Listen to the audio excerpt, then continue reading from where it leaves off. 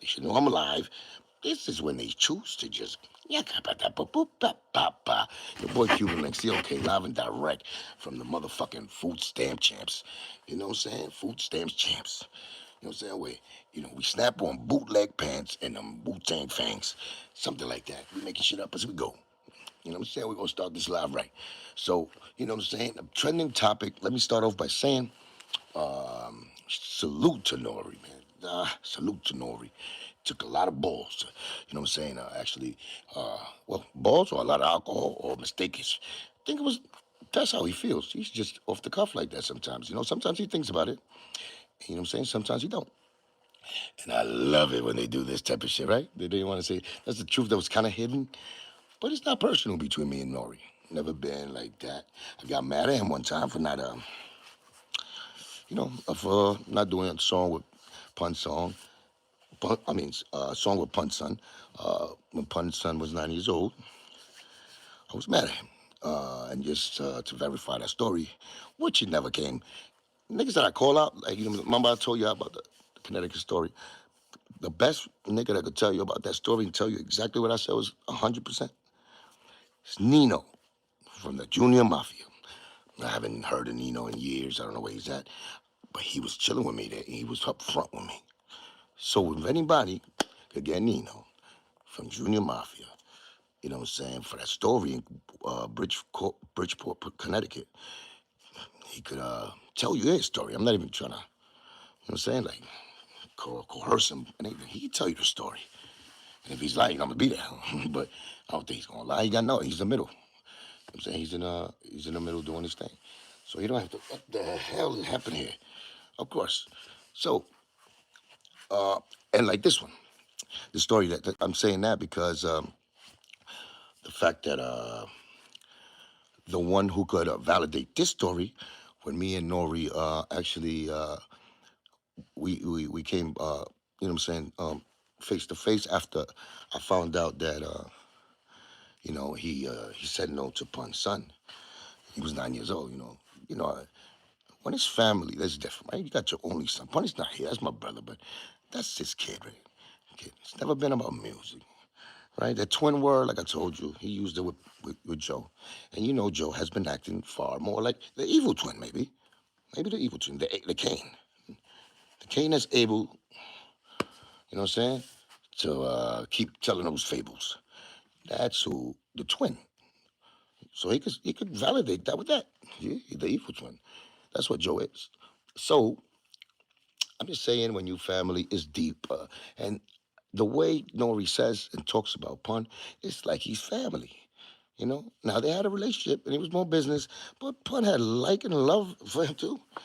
And how this industry is. Niggas always smiles and giggles when niggas is doing good. You know what I'm saying? And they doing it. Pun was different. You won't have to love Pun because Pun was just that dude. His energy was there.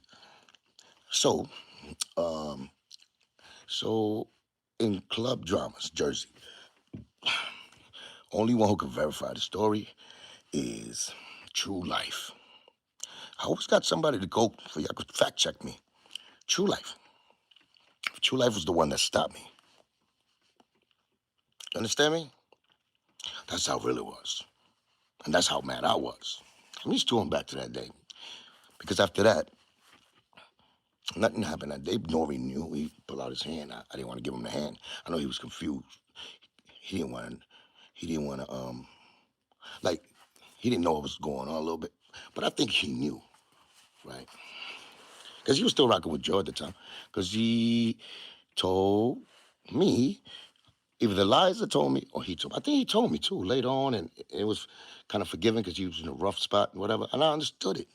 You know what I'm saying? But the whole thing was like Joe told him not to do the song with Baby Pun. His name it was Baby Pun. You know what I'm saying? So you do that math right there. See that math add up right there. You know what I'm saying? Because 1 + 1 = 2. Even if you go 10 + 10 = 20, right? Math is always right because the numbers, they add up. So why in the world would the twin of Pun, he's going around yelling twin? my brother. And he got kids too, he's a father. Why would he tell another rapper? What's more important than, look, this is what I'm saying. Look what the choices he made. You know that's Pun's only son, Chris, right? Baby at the time, 9 years old. We all helping him. Even though Liza was in control of the, I know that. But this is his son now. You're talking about bloodline. You're talking about, heir to the throne. You're talking about, giving a chance, what I'm saying, that Pun worked for. You know what I'm saying? To put his family in place. And I think Pun would definitely, right? I think he would have been, proud of Nore if whatever devil was in his ear or whatever fucking dream he had not to do. I think that just the act, because see, that project never came out. So, what I'm saying, just knowing that they put him in a situation like that, and he said that, bothered me.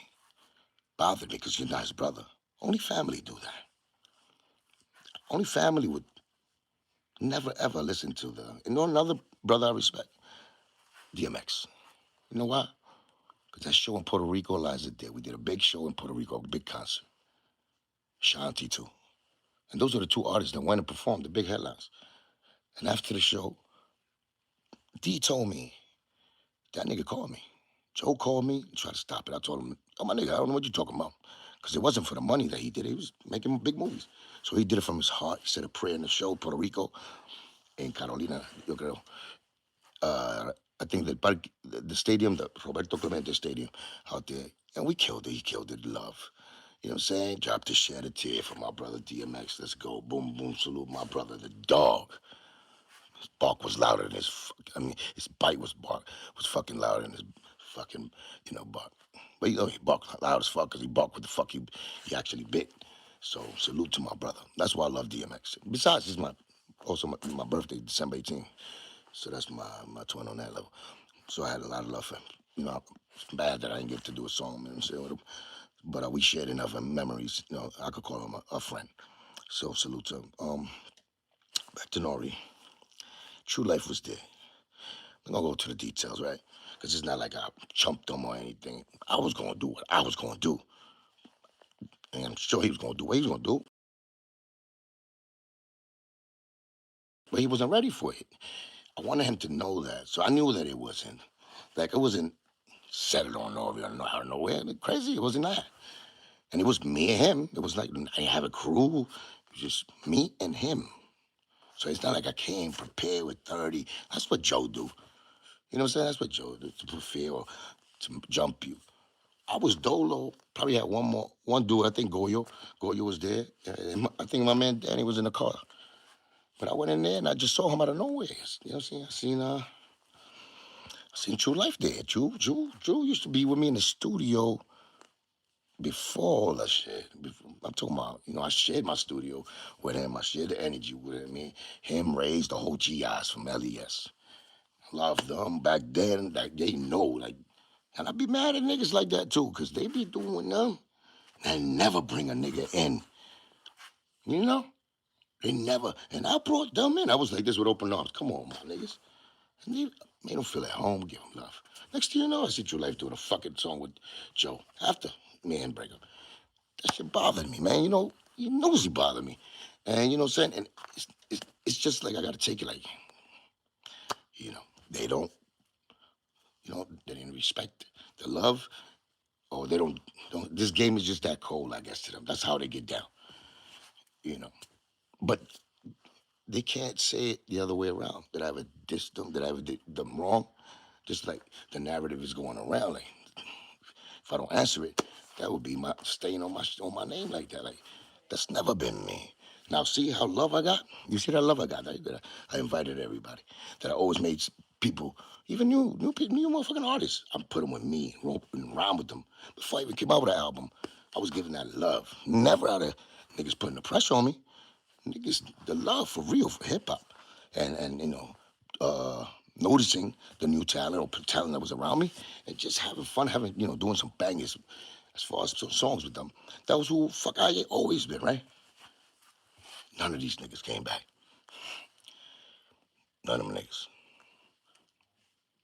They all went on the other side. So you know what I'm talking about? Go look at the behind the scenes. You go look 3 years. 3 years. Right? I had to go through that on a personal level. Because that's a breach of security too. Because if he bought you like that, imagine before. He's a spy, Billy. He's a spy. You know what I'm saying? So at the end of the day, I was going through all this while making music, but keeping it real, but doing the street shit. And like I said, you see how, you know, helping I was with inviting and sharing my, whatever I got with people, and they didn't return it. The same way I was that nice, the same way I was that real on the streets, the same way. The same way. Niggas would never test me because they know those who did it is a one-on-one. And they got, it's me. I'll do one-on-one extra and beat the shit out of you. That's what I do, right? Niggas is trying to make it. You know how the niggas trying to be like, oh, you this, then you put a motherfucking bullshit setup fucking thing where a nigga fucking gave me a kiss on my chin. You know how many of those I gave out? So niggas believe that because that's all they need. They start promoting that. Oh, he saw his pussy. He lost his spunk kid. And you gonna get in trouble. You really gonna feel something bad, and you gonna get me in trouble. I'm trying to stop it, unless you're down with the agenda they want you, and that's what I'm gonna give it to you even more. So let's make it worth it at least. You know what I'm saying? Let's make it worth it. You know what I'm saying? And be real niggas. If you do come up to me, don't be a faggot. Do the behind, and if it's a jump, it's more than y'all. Give me one, like one at a time. I'll fuck up 20 of y'all one-on-one. And y'all could have me in the middle. I'll go against 20 of y'all, one-on-one though. Don't do that. One-on-one, I'll destroy y'all. And that's word of everything I love. That's the type of nigga I am. And it's been done. Don't ever think that I'm talking because I'm talking on here. It's been done, nigga. Niggas can verify that, but they don't want to. And I don't want them to do it too much. But I think those that saw those incidents that I was in, even Joe, he had like 30 niggas when he came to South Beach. 30 at me again. Nigga, I chased that nigga with a stick across the street. He had the cops at me, nigga. He's pointing that shit at me. South Beach, nigga. Fuck are you talking about? The Winter Haven Hotel, nigga. Remember that? So you wanna come to my hotel? That's the truth, nigga. That is truth what I'm telling you. Nigga came with like 15, 20 niggas, and they probably had burners. Ask any nigga from there, nigga. Who the fuck was like this? Oh, pussy. I'm glad you're here. And he said, oh, you mad? You think you... Nigga comes with 30 niggas and tell me, oh, you talking to me like as I had a glass of Hennessy and I was walking towards him. Oh, you got a glass of Hennessy, you think? I said, nigga, I don't need this. Push up to that shit on the floor. We're ready to bang. A nigga came, said, no, chill. And with the chill, that's when the fucking, them niggas try to act up, start throwing chairs, chase that nigga. Shout out GQ. Hope GQ understands. And watch this. I don't want to tell you the whole story because it's deep, but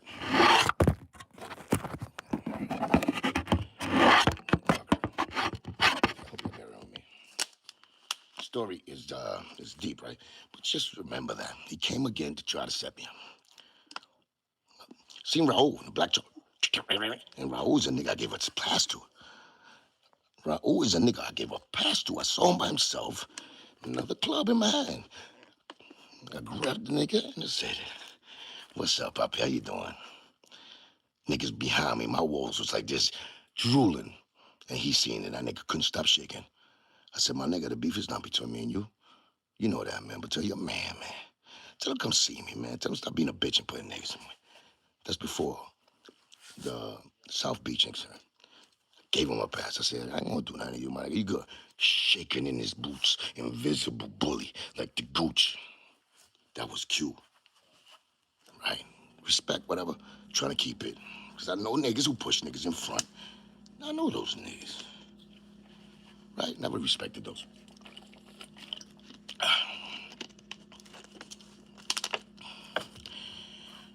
Fast forward to South Beach. Got a show. I heard they got a window that had a show. I think it was Benzino's father's club out there. Club Zeno's. We chilling. We beat up a couple of niggas that. Before that day, like we was outside, me and the whole syndicate, the crew over there were level. That's when he used to rock with me. But that whole day we was chilling, right? I was like fucking 30 deep, but I never, I didn't want to be 30 deep. And so, hey, what? Okay, I can. Y'all can hear me, right? Everybody good?